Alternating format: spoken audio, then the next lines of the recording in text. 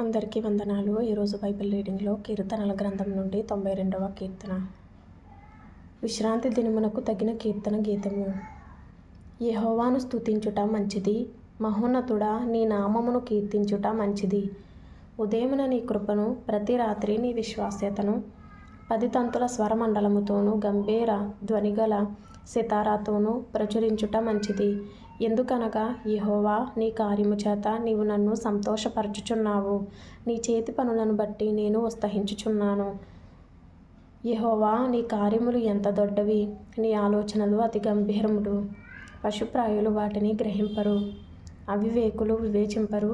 నిత్య నాశనము నొందుటకే గదా భక్తిహీనులు గడ్డివలె చిగుర్చుదురు. చెడు పనులు చేయువారందరూ పుష్పించుదురు. యెహోవా నీవే నిత్యము మహోన్నతుడవుగా నుందువు. యెహోవా నీ శత్రువులు నశించెదరు. చెడు పనులు చేయువారందరూ చెదరిపోవుదురు. గురుపోతు కొమ్ము వలె నీవు నా కొమ్ము పైకెత్తితివి. క్రొత్త తైలముతో నేను అంటబడితిని. నా కొరకు పొంచిన వారి గతి నా కన్నులు ఆశ తీర చూచెను. నాకు విరోధముగా లేచిన దుష్టులకు సంభవించినది నా చెవులకు వినబడెను. నీతిమంతులు ఖర్జూర వృక్షము వలె మొవ్వ వేయుదురు. లెబానోను మీది దేవదారు వృక్షము వలె వారు ఎదుగుదురు. యెహోవా మందిరములో నాటబడిన వారు మన దేవుని ఆవరణములలో వర్ధిల్లుదురు. నాకు ఆశ్రయదుర్గమైన యెహోవా యథార్థవంతుడనియు ఆయన యందు ఏ చెడుతనమును లేదనియు ప్రసిద్ధి చేయుటకై వారు ముసలితనమందు ఇంకా చిగురు పెట్టుచుందురు. సారము కలిగి పచ్చగా నుందురు. తరువాత అపోస్తలుల కార్యములు 3వ అధ్యాయం చదువుకుందాం. పగలు 3 గంటలకు ప్రార్థనా కాలమున పేతురును యోహానును దేవాలయమునకు ఎక్కి వెళ్ళుచుండగా పుట్టినది మొదలుకొని కుంటివాడైన ఒక మనుష్యుడు మోసుకొని పోబడుచుండెను. వాడు దేవాలయములోనికి వెళ్ళువారిని భిక్షమడుగుటకు కొందరు ప్రతిదినము వానిని శృంగారమును దేవాలయపు ద్వారమునొద్ద ఉంచుచూ వచ్చిరి. పేతురును యోహానును దేవాలయములో ప్రవేశింపబోనప్పుడు వాడు చూచి భిక్షమడుగగా పేతురును యోహానును వానిని తేరి చూచి మా తట్టు చూడుమనిరి. వాడు వారి యొద్ద ఏమైనా దొరుకునని కనిపెట్టుచు వారి యందు లక్ష్యముంచెను. అంతట పేతురు, వెండి బంగారములు నా యొద్ద లేవు గాని నాకు కలిగినదే నీకిచ్చుచున్నాను. నజరేయుడైన యేసుక్రీస్తు నామమున నడువుమని చెప్పి వాని కుడి చెయ్యి పట్టుకొని లేవనెత్తెను. వెంటనే వాని పాదములను చీలమండలును బలము పొందెను. వాడు దిగ్గున లేచి నిలిచి నడిచెను.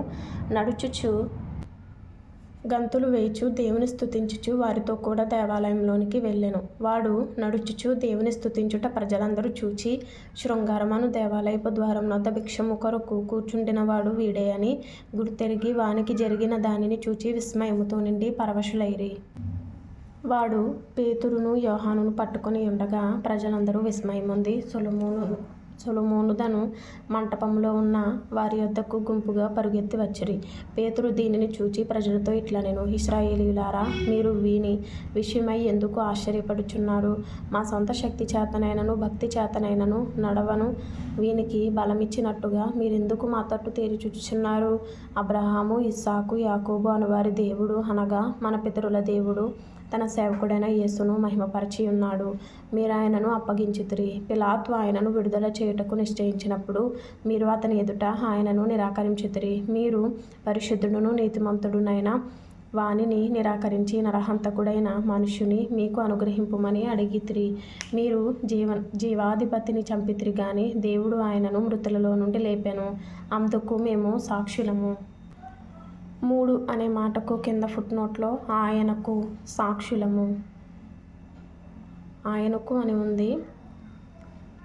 ఆయనకు మేము సాక్షులము. 16వ వచనము. ఆయన నామమందలి విశ్వాసము మూలముగా ఆయన నామమే మీరు చూచి ఎరిగియున్న వీనిని బలపరచెను. ఆయన వలన కలిగిన విశ్వాసమే మీ అందరి ఎదుట వీనికి ఈ పూర్ణ స్వస్థత కలుగజేసెను. సహోదరులారా, మీరును మీ అధికారులను తెలియక చేసిద్దరని నాకు తెలియను. అయితే దేవుడు తన క్రీస్తు శ్రమ పడునని సమస్త ప్రవక్తల నోట ముందుగా ప్రచురపరచిన విషయములను ఇలాగు నెరవేర్చెను. ప్రభువు సమ్ముఖము నుండి విశ్రాంతి కాలములు వచ్చినట్లును మీ కొరకు నియమించిన క్రీస్తు యేసును ఆయన పంపునట్లును మీ పాపములు తుడిచివేయబడు నిమిత్తమును మారు మనస్సు నొంది తిరుగుడి. అన్నిటికీ కుదురుబాటు కాలములు వచ్చునని దేవుడు ఆది నుండి తన పరిశుద్ధ ప్రవక్తల నోట పలికించెను. అంతవరకు యేసు పరలోక నివాసి అయి ఎండుట ఆవశ్యకము.